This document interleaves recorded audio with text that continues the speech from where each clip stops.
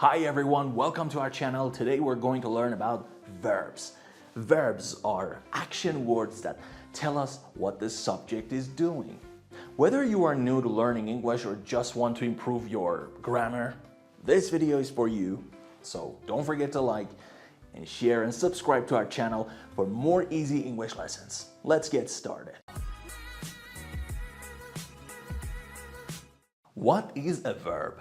A verb is a word that describes an action, state, or occurrence. For example, in the sentence, the dog runs, the word runs is a verb because it tells us what the dog is doing.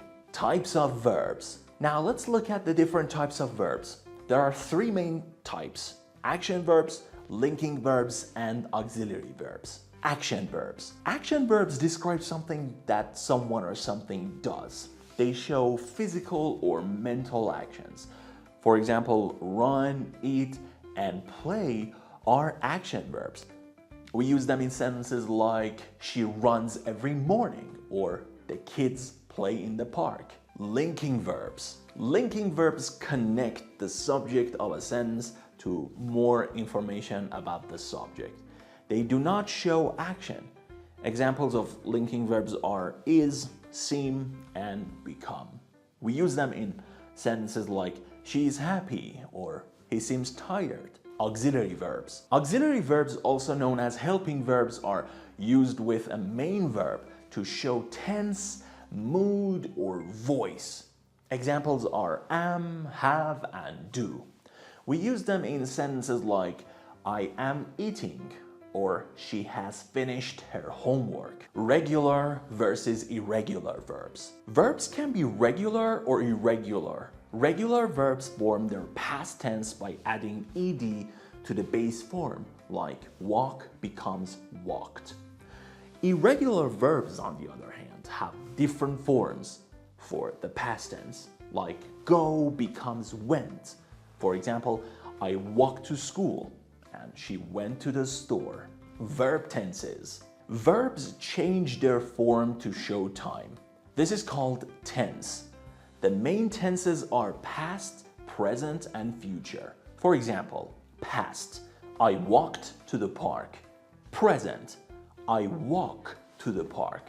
Future, I will walk to the park. Subject-Verb Agreement. Subject-Verb Agreement means that the verb must match the subject in number and person. For example, he runs. We have added an S to the end of the word run because he is a singular subject and they run. We have used the base form of the verb, which is run, because we have a plural subject. So always make sure the verb agrees with the subject.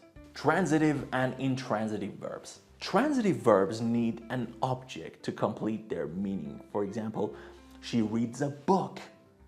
Intransitive verbs, on the other hand, do not need any objects. For example, she sleeps. The action is complete by itself.